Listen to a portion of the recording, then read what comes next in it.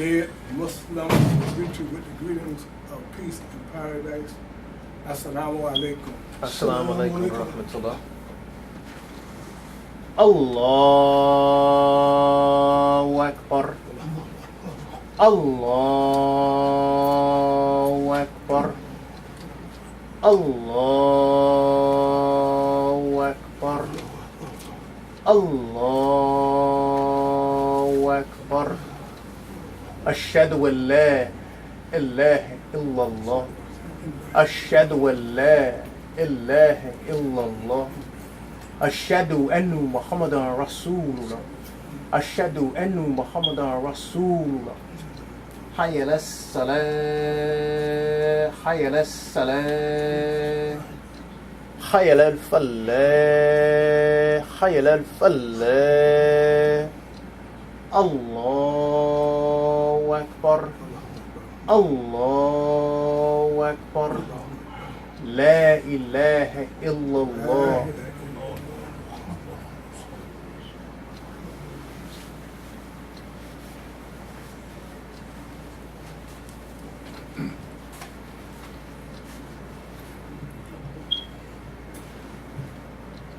Bismillah ar-Rahman ar-Rahim. Alhamdulillahi Rabbil Alameen. Nahmaduhu wa nasta'inuhu wa nastaghfiruhu wa nu'minu bihi azza wa jalla. Ashhadu an la ilaha illallah wahdahu la sharika lahu wa ashhadu anna Muhammadan abduhu wa rasuluhu sallallahu alayhi wa sallam wa alihi wa sahbihi ajma'in. Ayyuhal muslimun.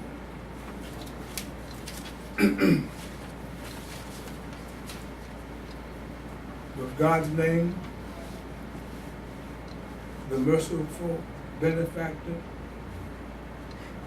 the merciful Redeemer.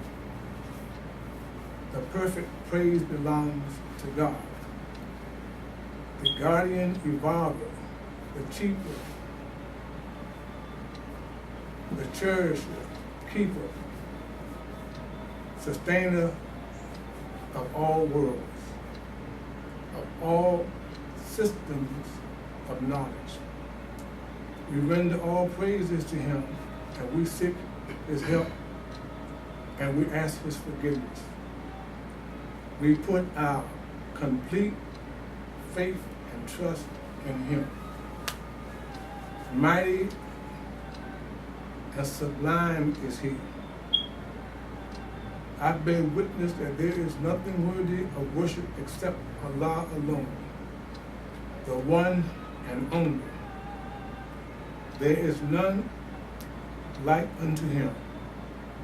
And I bear witness that Prophet Muhammad is Allah's servant, messenger, prophet to all of mankind.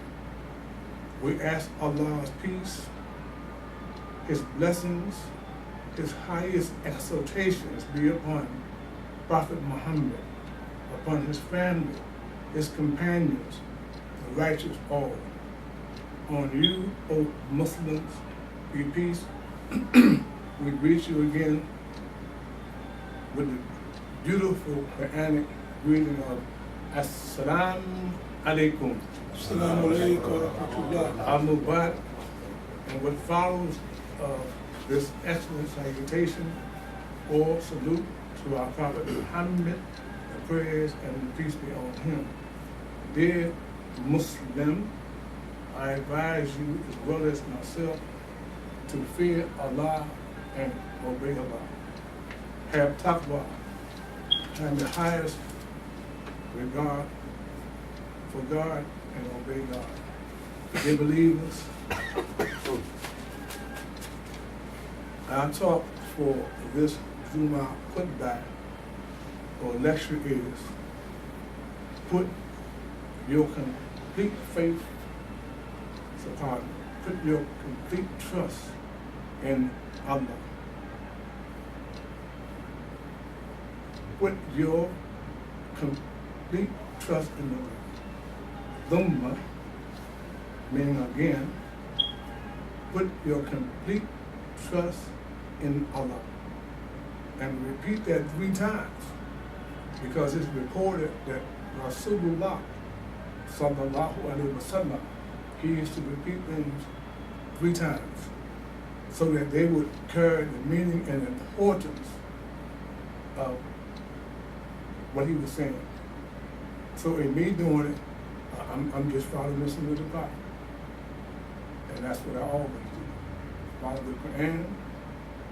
Say nothing unless you have support for it in the Quran and support for it in the Sunnah, support in the Sirah, in the traditions, and his companions, male and female, the scholars. Say nothing unless you have support. And make sure that it's Sa'id, that it's sound. Put your complete trust in Allah. Allah subhanahu wa ta'ala, that is God, the sacred and the mighty, says in his holy book, the Quran, translated by Abdullah Yusuf Ali, we did indeed offer the trust to the heavens and the earth and the mountains, but they refused to undertake it, being afraid of it. But man undertook it. He was indeed unjust and foolish.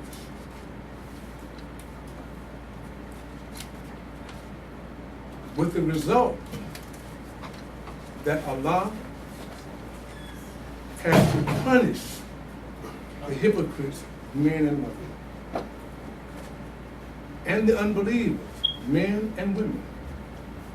And Allah turns his mercy to the believers, men and women. For Allah is all forgiving, most merciful. In another part of the Quran, it says, Moses said, "O my people, if you do really believe in Allah, then in him put your trust. If you submit your will to his."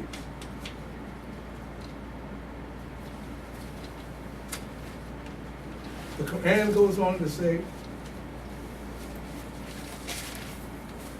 starts off with this word, it starts off, lakat. And lakat is a word in Arabic grammar that means it's something that already has happened. Lakat, kalakna, surely I had already made a human being in the most excellent mode, and excellent potential. Cut after how mu'minun, cut. The believer is already successful. Now all he or she has to do is work to it. So Allah says in the Quran, indeed, you ask them who it is that created the heavens and the earth. They would be sure to say, Allah. Say, see you then the things that you invoke besides Allah? Can they, if Allah wills some penalty for me, remove his penalty? Or if he will some grace for me, can they keep it back? His grace? Say, sufficient is Allah for me.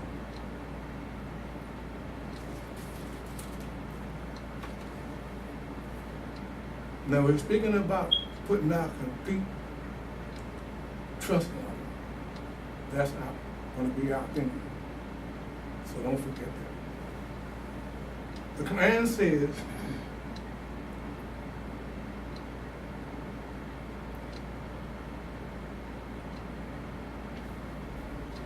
and he, who, when you see the word he, it's really not male or female, it's really Hu. That's the name of God. That Kul Hu Allahu Ahad. Say He is one. Hu. So Hu provides for him the whole earth from sources he or she never could imagine. And if anyone puts his or her trust in Allah, sufficient is Allah for him or her. For Allah will surely accomplish His purpose, for sure, for all things. Allah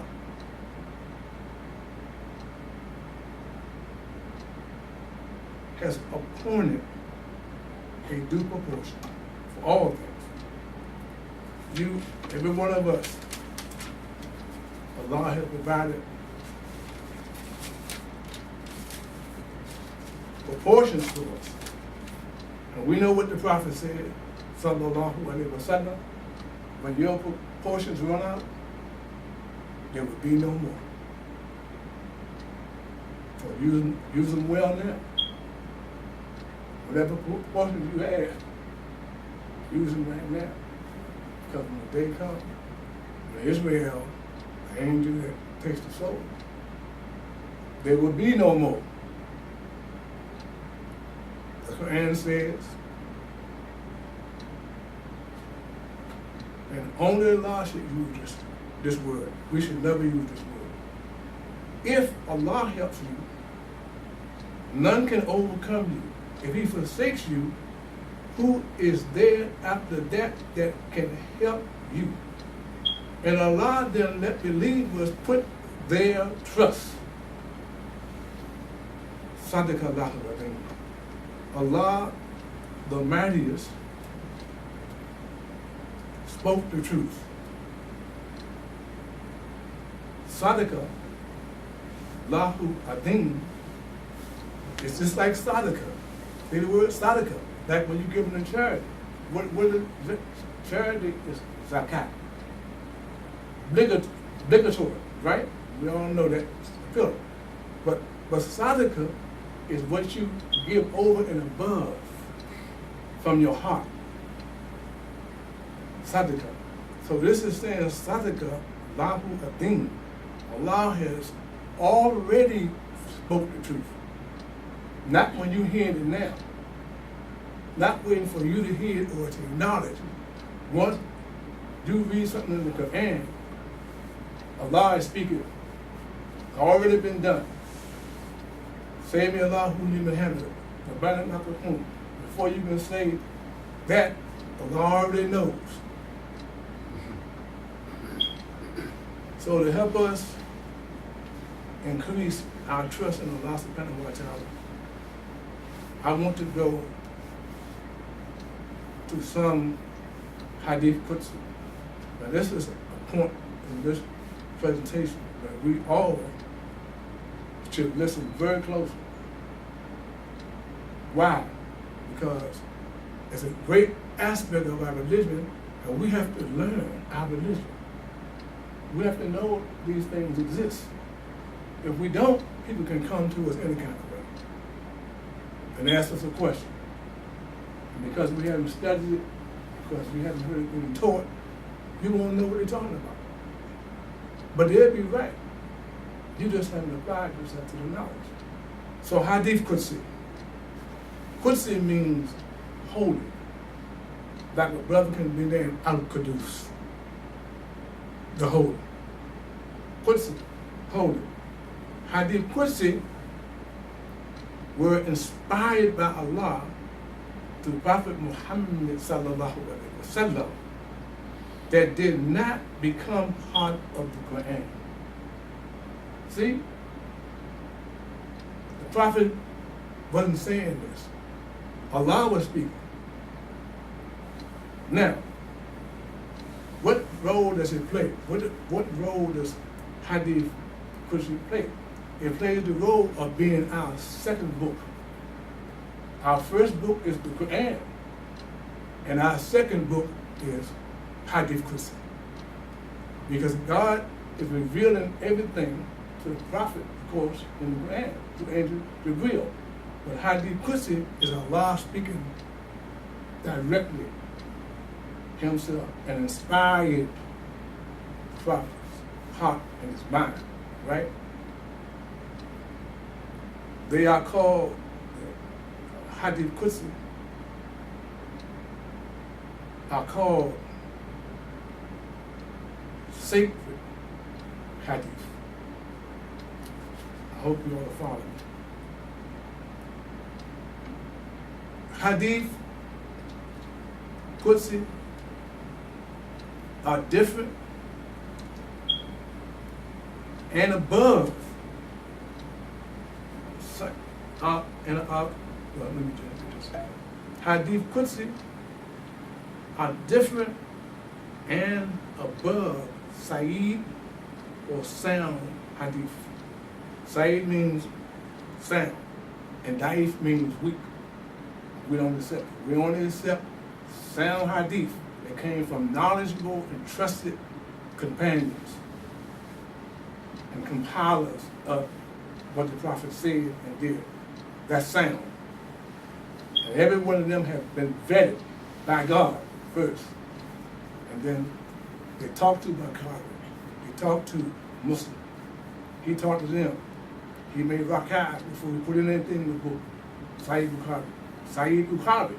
Because he went through diligence before he would go. And if he found, when he was going through his linkage, if he found anybody that had any kind of spot on their character, he would not accept their narrative, their report.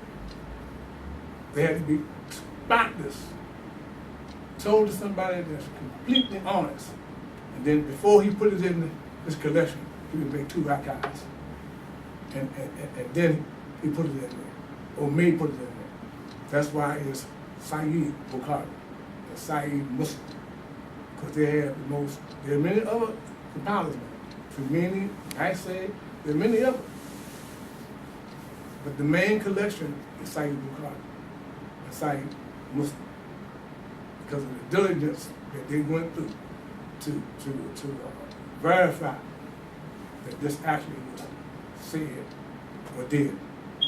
But when it's hadith Qudsi, none of them are involved with that. That's Allah subhanahu wa ta'ala speaking, and that inspired the Prophet. You know, the Prophet sallallahu alaihi wasallam, any kind of information or knowledge, anything, especially spiritual, he was very in tune to it. More than anybody that was walking around him, he was in tune. He could see things that none of them saw. He could walk by a grave and hear the person in the grave scream and holler. And they would ask him, what is happening? He said, he's been tormented. She's been tormented. They never even heard the person in there, never knew the person was in the grave. But he would know. Because Allah subhanahu wa ta'ala gave him them powers, miraculous powers. Gave him insight that no other person had then or now. And all documents that we read, all books that we read, everything we read Islamically has been inspired by Prophet Muhammad. Sallallahu alaihi wasallam. Not one word, and they're not saying anything that the Prophet didn't know. They're just coming into it. Because he's Nabi. Nabi means warner and informer, more than a messenger. Warner means I'm going to tell you what's happening right now, and I'm going to prophesy to you what's going to happen through history. Man is going to be known by his fingerprints. History. They just find that out. Prophet Muhammad said that 1,400 years ago. One part of the water is sweet, one part of it is salty. Prophet Muhammad said that Jacques Cousteau went and discovered that. Mine, it was a barrier that you couldn't see. One part was sweet, one part was salty. Prophet Muhammad said that 1,400 years ago. Nafs al-Wahida. The human being comes from one feminine soul. Biology. Prophet Muhammad said that 1,400 years ago, but that's biology 101. Anything that we know, Prophet Muhammad already knew. So now, You understand the meaning of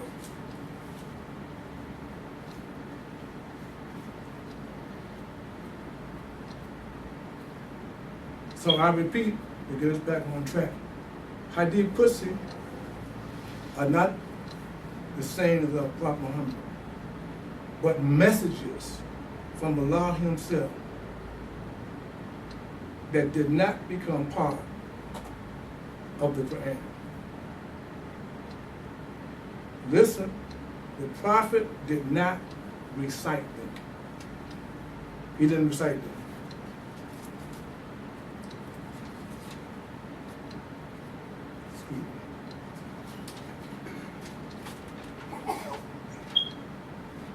But when telling them, use his own words and expressions. Also, for our information, is to know and understand that the word hadith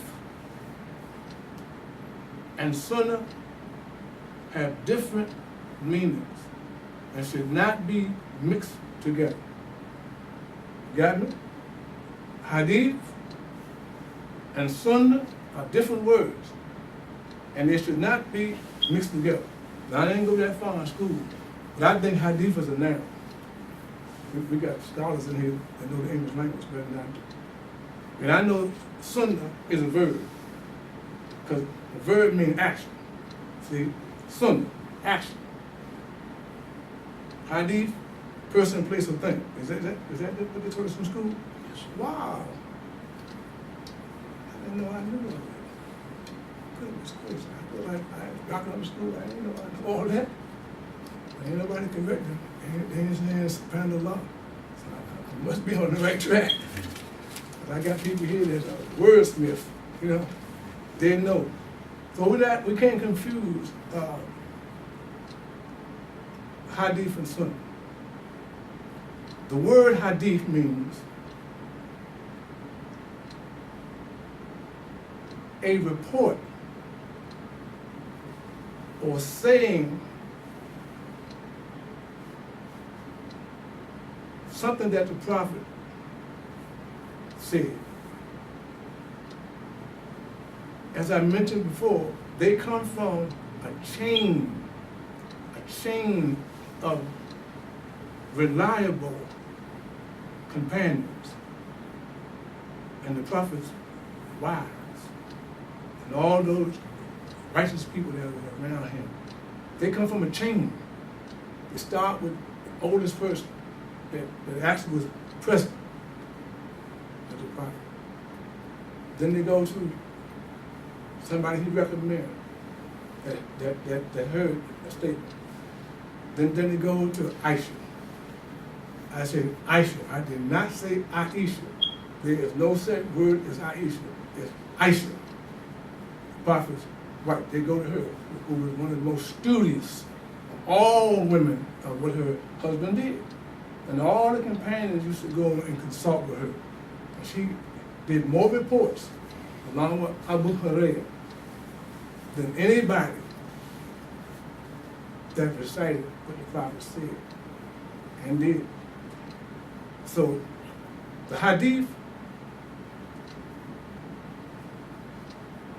they preserve. So listen, like you preserve something in the jar, the hadith have been preserved. Thousands of them. Thousands of sayings. You can get any kind of book. All kinds of hadith books. Many of them. All kinds of scholarly of what the prophet reportedly. We say reportedly because we weren't there. But if it sounds intelligent, and if we can find it in some part of the Quran, we can accept it. Why? Because the prophet said, if you read something, or somebody said, I said something, and it's not in the Quran, I didn't say it. He failed to check it. They can't just say anything, he said anything. You gotta be, it's in the Quran if he said it. That's how you determine if it's a sound hadith, or just one that sounds good because somebody is saying it's some learned person or some shit, and you're not on that level. So you accept what he says, but that's not how you determine it. You determine it by, is it in the Quran? That's how you determine it.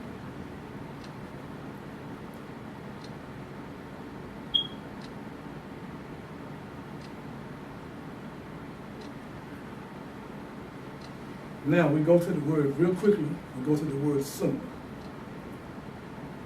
Now sunnah means the actual things that the prophet did in his everyday life, private and around his companions,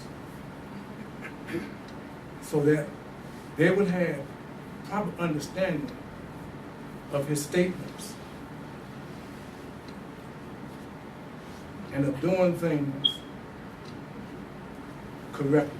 So here's an example. He would tell them, for instance, that when you go to the restroom to relieve yourself, you do astanja. Astanja means to, after you pass waste, use your left hand, clean yourself, and then clean yourself with water. That's astanja. He would tell them that, and then he would show it to them. See, hadith and sunnah. He would tell them that when you eat, don't pray over your food, don't close your eyes, don't raise your hand, simply say Bismillah. With God's name, the merciful benefactor, the merciful redeemer. And then eat with your right hand. He would tell them, but then he would show it to them. When they ate together, he would say Bismillah. And then he used his right hand for eating. When he shook hands with a person, he didn't give them their left hand. He told them, use your right hand. And what does his right hand represent? The right hand represents that God is always right. Ain't never with the left. God is always good. Don't accept nothing but good. So you hand somebody something, you hand to them with the right hand. You pay him a debt, you pay him with the right hand. And he showed them that. The one who holds on to the hand the longest is the best one. And when he shook your hand, he held your hand so long, and then you would break away. Because he knew the one who held the hand the longest in the palms, wasn't no dat and all that. No, if the palms was meeting, with the right hand meeting the right hand, and the one who held it the longest, the prophet said, that was the best one. And he said the one who is coming in, and people are there, they get agrees. And when they go out, they get agrees. And he showed them that. When he had guests, he said, you are the host, you give your gift something. They don't give you something, and when they're finished the meal, then you walk them to the door. He told them that, and that's what he did. See? Hadith and Sunnah. See the difference? They're not to be mixed together. Now, on that point, if we follow that practice of doing what we say, we would be better off people.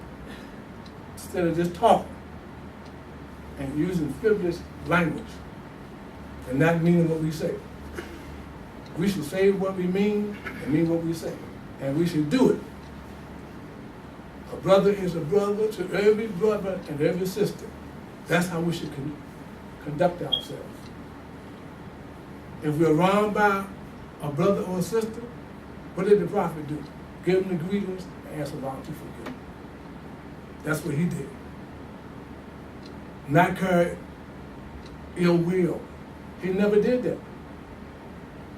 The prophet never had ill will, even for his enemies. His worst enemies became the greatest people that ever lived. Umar was an enemy. Khalid bin Walid. Hamza, all of them were enemies to the prophet when he accepted the deen, even as a part of his family. But he never was ill will with them. When the people of Taif stoned him until sweat and blood came into his shoes, and Jibril came and asked him, if you say something, O Muhammad, I will have Allah destroy that. He said, no, don't destroy that. because one day they may become Muslim. And now Taib, 200 miles from Mecca, the whole place is Muslim. Children, everybody. See, he knew that, but he was not doing something on his own because God had already named him what? The Rahmatul Alamin. See, God had already named him the mercy to the ants, the fish, the cow, the trees. Nobody is a mercy to on everything. He wouldn't harm nothing unnecessarily. Rahmatul Alamin, the mercy to the whole world, to everything. He wouldn't abuse or overuse nothing. Water, food, his relationship, his companionship, he would never abuse those things like we do, because we are not magnanimous like he was. But our job is to try to emanate everything that we can without becoming imbalanced, without becoming self-righteous, acting like we know something when we forget, according to Quran, there was a time that you yourself did not know. Now you know now, but it was a time when you was running around and you was crazy. You wasn't in jail, you was in double jail. You were in the muck and the mire, in the pure, deep, triple darkness before Allah chose you and brought you out of it. So now you see people, by the grace of Allah, that could be you. But Allah chose you to be Muslim. Chose you. You ain't choose yourself. He chose you because he knew that something good was in your heart. So he says in the Quran, when he finds something, this is language, because Allah don't have to find nothing. The translation is, when Allah finds something good in your heart, he opens your heart, your breast to Al-Islam. That's how you get chosen. And every one of us has been through this transformation, from where we were to where we are now. So let's sit on this so I can finish. Let's make dua for forgiveness or whatever else we want at this time. If it's good and wholesome, you need it, ask Allah. Because Allah subhanahu wa ta'ala loves for us to beg. And he's angered. He's angered if we don't beg. He loves for us to beg him. And the more he gives us, the more he wants to say, look, I just gave my servant this and that, and now if I give him as much as a whole mountain, he will still beg me to his mouth. So he's filled up. He's saying, I love you. I want him to continue to love me. So continue to beg me so I can reward him.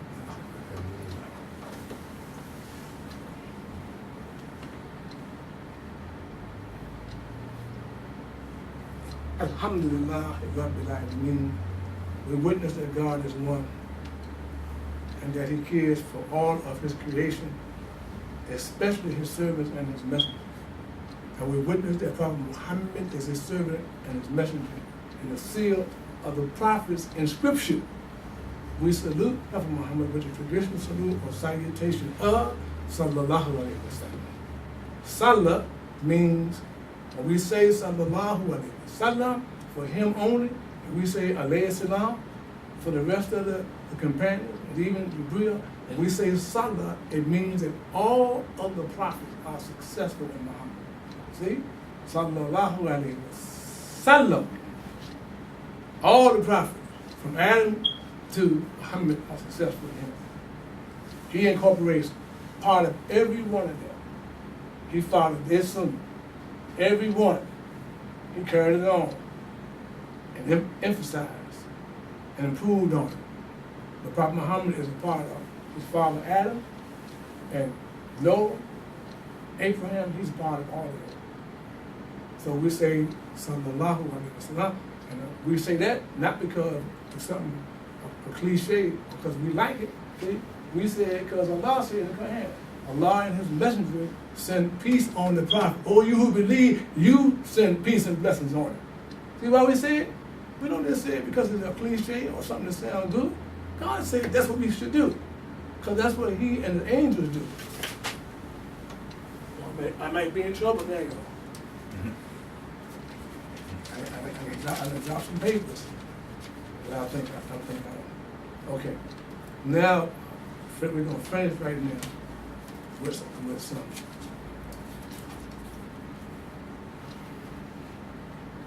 Okay, we're going to go to Hadith Qudsi. We're going to close out. I'm trying to succinctly, our comment, we're going to try to read this Hadith Qudsis, and then we're going to end with Hadith from the Prophet. So we're going to try to read this succinctly. It says, Ubay bin Amir, radiallahu anhu, which means that God is pleased with him. Not man, God, because he's already pleased with him. Allah is pleased with him. Reported that he heard Allah's messenger, sallallahu alaihi wasallam, as saying, your Lord delights at a shepherd who, on the peak of a mountain, gives the call to prayer and praise. Then Allah, glorified and exalted be he, says, look at this servant on the mountain. He gives the call to prayer and performs the prayers. He is one of me. He is an R of me. I have forgiven my servant his sins, and I have admitted him to paradise. The next one is Ayat bin Qamar, radiallahu anhu, reported that Allah's messenger, sallallahu alaihi wasallam, while delivering a sermon one day, said, observe, my Lord commanded me that I should teach you what you do not know, and which he has taught me today. He has instructed this way. The property which I have conferred upon a servant is lawful for him.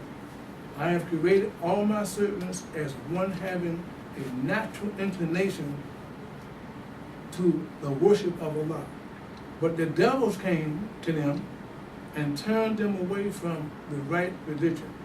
And they make unlawful what I have made and declared lawful for them. And they command them to ascribe partners with me, although they have no justification for that. And for sure, Allah looked towards the people of the world, and he showed hatred for the Arabs and the non-Arabs, but with the exception of some remnants from the people of the book. And he said, I have sent you, the prophet, in order to put you to test, and to put those to test thoroughly who follow you. And I sent the book, the Quran, to you, which cannot be washed away by water, so that you may recite it while in the state of wakefulness or sleep. Okay, here's the last one. I'm reading how he puts it. That's the last one.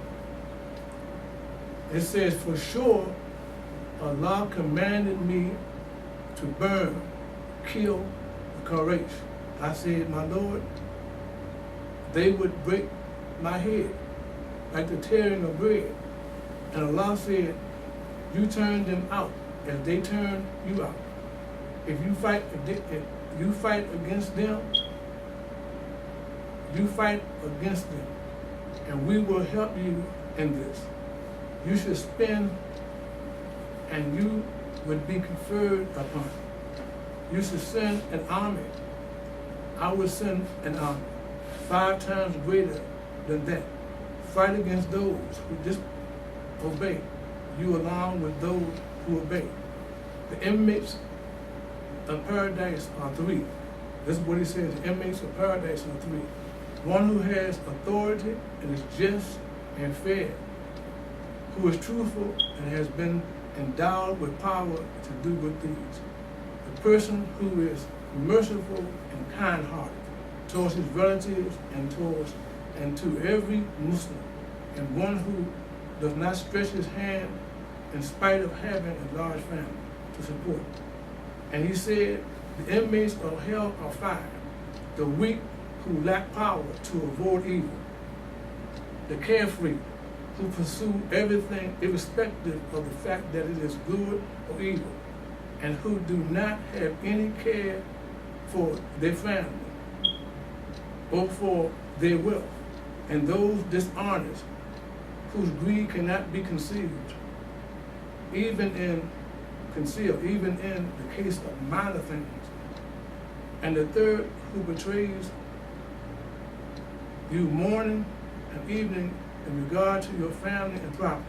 He also mentioned the miser and the liar and those who are in the habit of abusing people and using obscene and foul language. And that's how you put it. And we're going to close right there with these hadiths. So we're going to get the understanding that was hadith. Now we don't read hadith puts it that much. So we're not that totally familiar with the language. You know, we have the 40 hadith, you know, several hadith forms, except with the sound, which that's what we should stick to. Because reading the hadith puts it requires a high, application, in order to get best understanding. So we're going to read this hadith so we can be finished. This is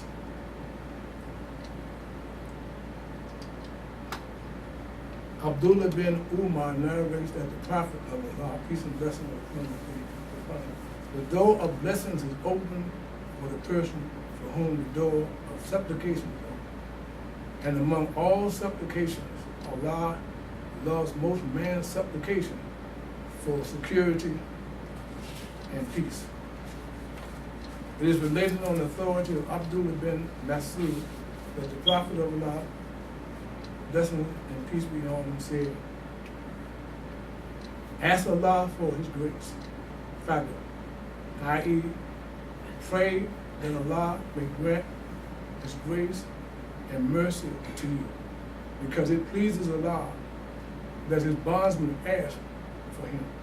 The Prophet added, to wait with hope of the mercy of Allah, so that Allah alleviates a calamity or hardship is a sublime form of worship.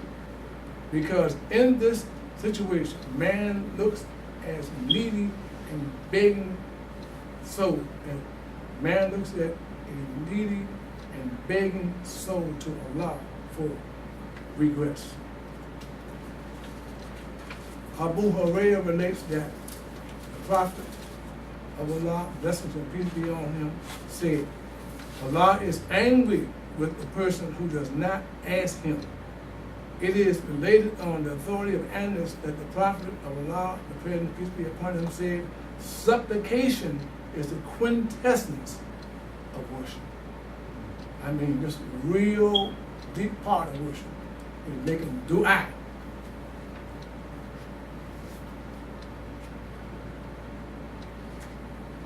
And when you make dua, brothers and sisters, you should be assured in your heart that whatever you make dua for, if it's good, Allah will bless you.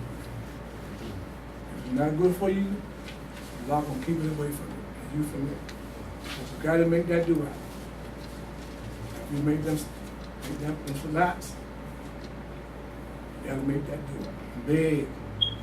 In your own private, don't nobody know what you're talking to, but you got to remember, when you make dua, you have a conversation with Allah subhanahu wa ta'ala. And he is so above every dua.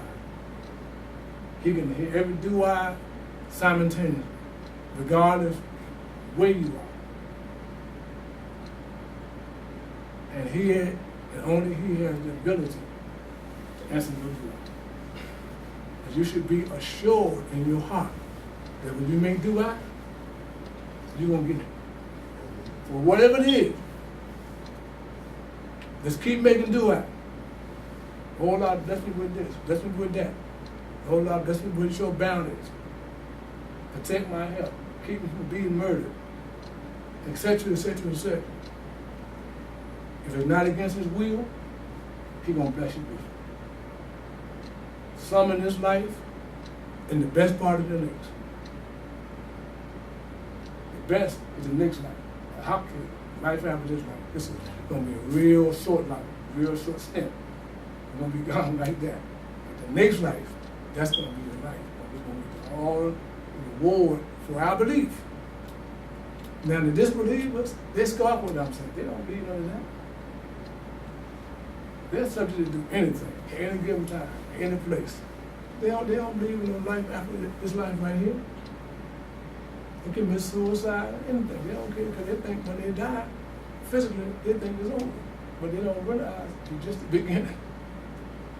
When they wake up and be questioned in the grave, they're going to say, according to the Quran, oh, can I go back?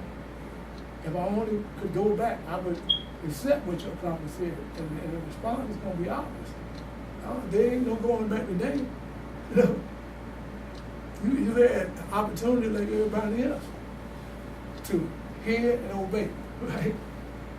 And to conduct yourself in a certain kind of way. You chose dope, homosexuality, and zina, unlawful sex. You chose that. You said that you wanted to be over the earth. So I let you be over the earth. So you're supposed to manage everything, especially yourself. If you can't manage yourself, then that ain't on nobody but it's you. So Abu Arab relates that the prophet, blessings and peace be upon him.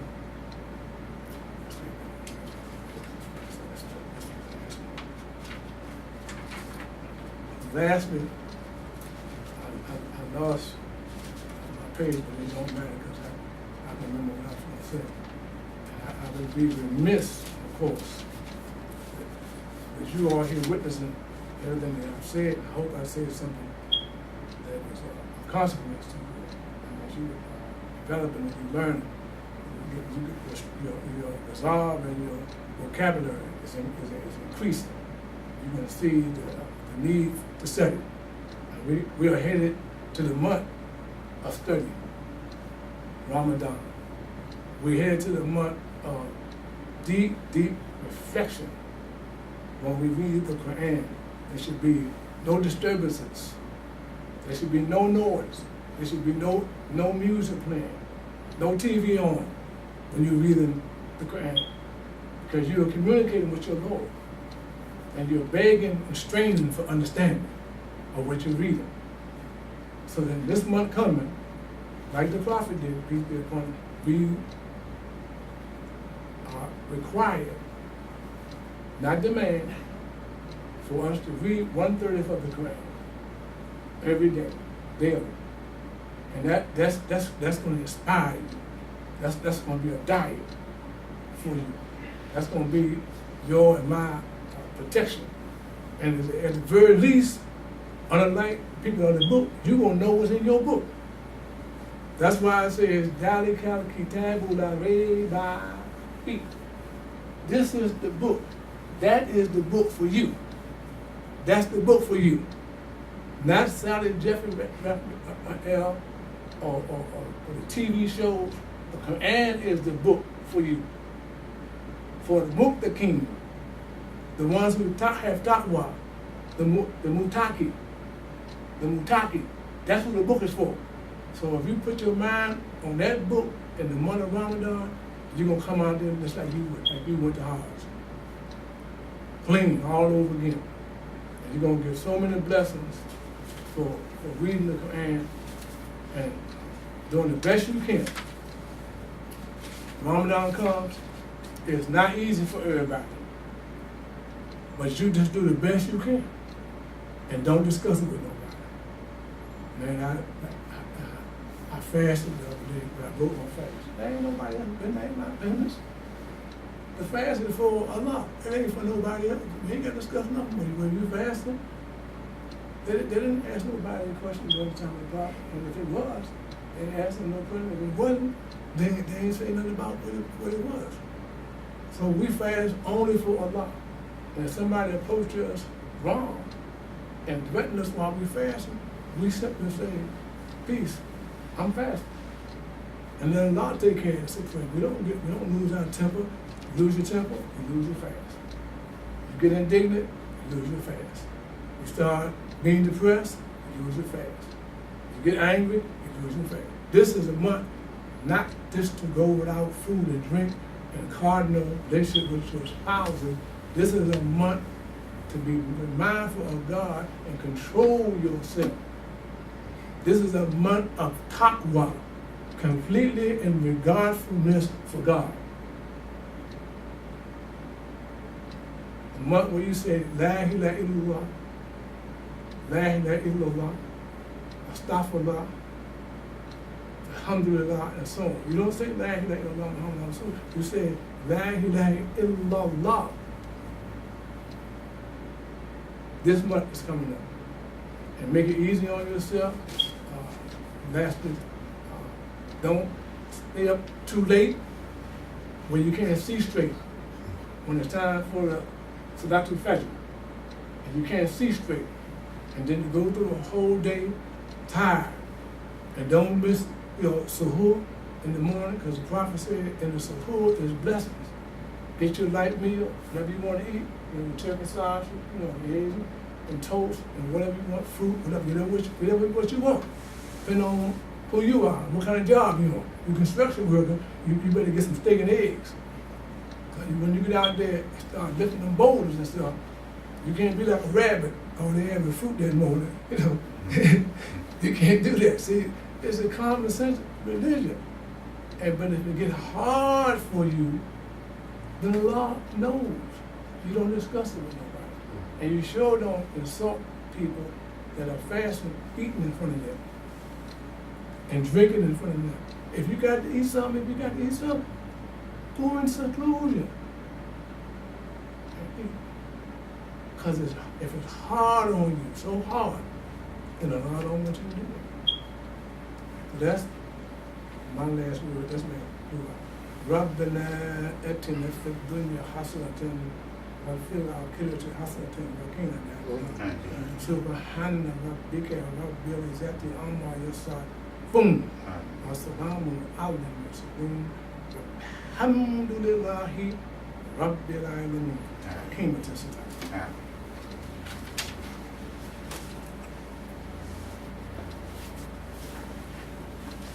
Allahu Akbar, Ashhadu la ilaha illallah, Ashhadu anna Muhammadan Rasulullah, Hayya ala salah, Hayya ala falah, Qad qamat as-salah, Allahu Akbar, La ilaha illallah.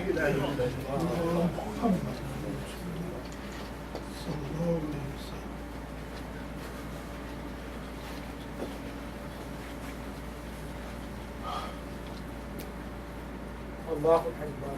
Allahu Akbar.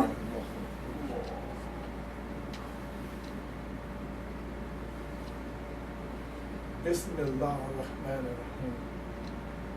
Alhamdulillah Rabbil Alamin. Ar-Rahman ar-Rahim. Malik yawmiddin. Iyyaka na'budu wa iyyaka nasta'in. Ihdina as-sirata al-mustaqim. Sirata alladhina an'amta ghayril maghdubi alayhim ولا آمين. إنا أعطيناك الكوثر فصل لربك وانحر إن شانئك هو الأبتر. الله أكبر.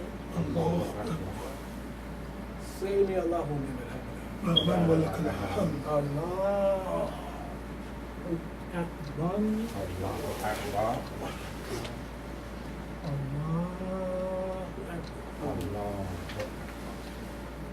الله أكبر.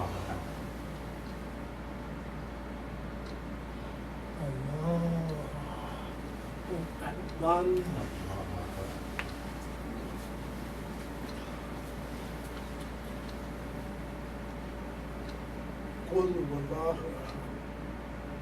الله الصمد. بسم الله الرحمن الرحيم. قل والله بسم الله. الله الصمد. سبحان الله. Already said Bismillah. الفاتحة. Bismillah ar-Rahman ar-Rahim. Alhamdulillah Rabbil Alamin. الرحمن الرحيم مالك إياك نعبد وإياك نستعين اهدنا صراط المستقيم صراط الذين أنعمت عليهم غير المغضوب عليهم ولا الضالين آمين. قل هو الله أحد الله الصمد لم يلد ولم يولد ولم يكن له كفوا أحد الله أكبر الله سمع الله لمن حمده أكبر. الله أكبر الله أكبر. الله أكبر الله الله أكبر الله أكبر. الله أكبر الله أكبر.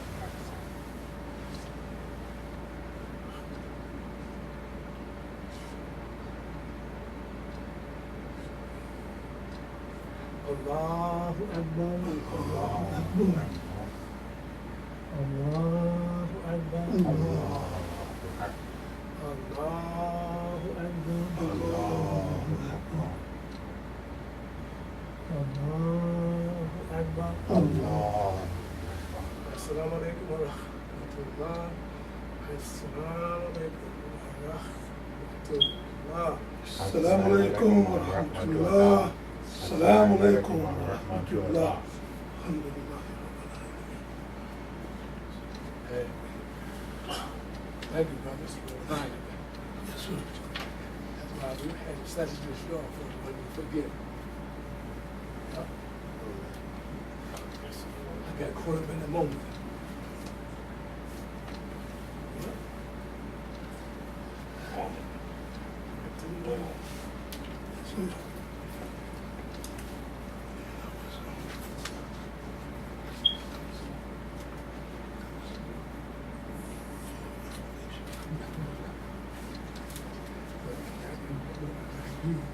Symbol of peace. Look, after that come get to, I ain't even they ain't gonna do it. I symbol of peace. Right. I think I won't kill.